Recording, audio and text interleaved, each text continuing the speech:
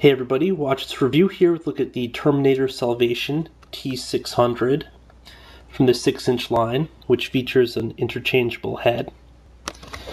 Other figures in this line, a really small line, include the T1, the TRIP, or TRIP, the T-700, and the Marcus, which probably little spoilers. But yeah, picked this guy up, figured I could use him for a custom if nothing else, and, I'll see how that goes. But first, let's get this open and take a look. Feel free to pause for the read-up here. Now this figure looks a lot better out of package than they did in it. I'm actually a little bit impressed here, although the paints on the clothing portions look really cheesy and cheap.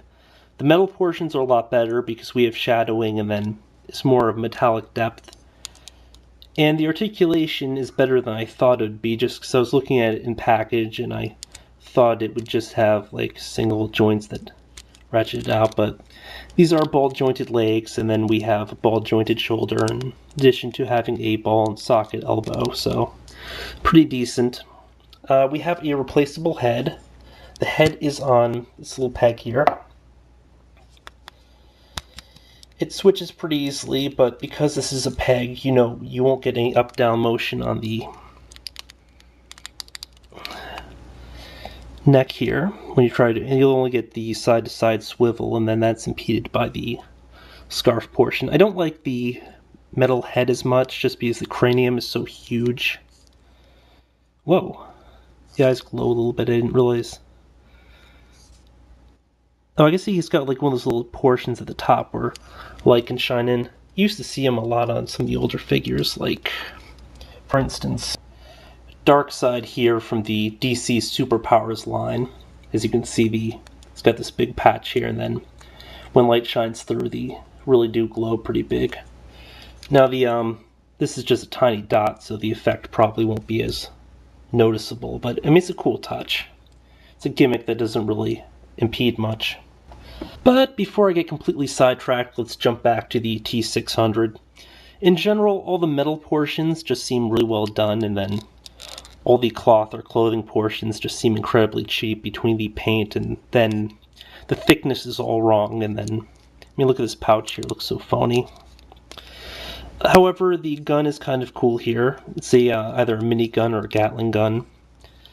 Okay amount of detailing, but they should have done it. I don't know how it is in the movie because I haven't actually seen the movie. I had bought the game a few months ago, so I'll probably play that instead of actually seeing the film. More effective that way anyway, but this magazine also looks a little bit cheap. But the cool part is it does go through the gun here, so you can adjust it to however you want. No detail for the inside of the gun. Kind of sucks. But you can remove the pack altogether, which again is a pretty nice touch. 2 pegs on the back here. I like this detail, the fact that we can actually see through it, but again, the clothing portions look a little cheap. Quick run through of articulation. We have a rotating wrist, a ball and socket elbow, ball jointed shoulder, head only swivels, or kind of rotates halfway, just because you have heavy impedance or impediments or whatever. Sorry. We have waist movement, but it's sort of a rubber band effect, so it'll just pop right back in. Sucks, I know. Leg has a ball joint. I mean, it's a decent range of motion.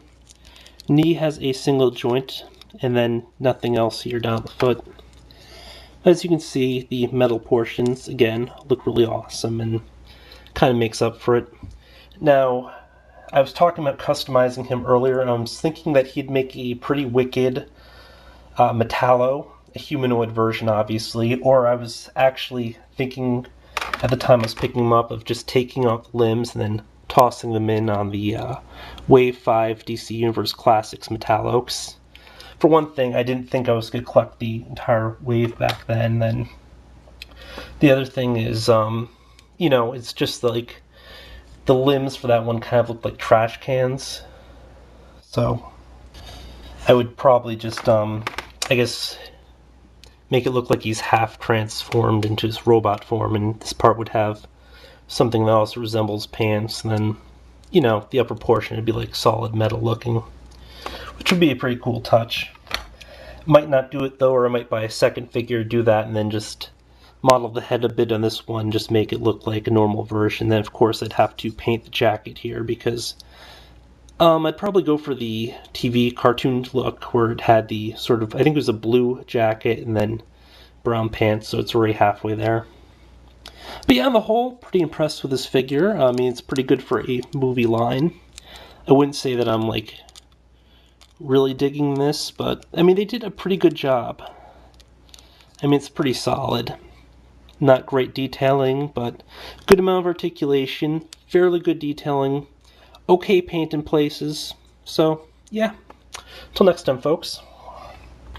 Oh, one last thing. Height-wise, he is about 7 inches, so he does scale with the DC Universe Classics and DC Superheroes figures, so no worries if you do decide to customize him.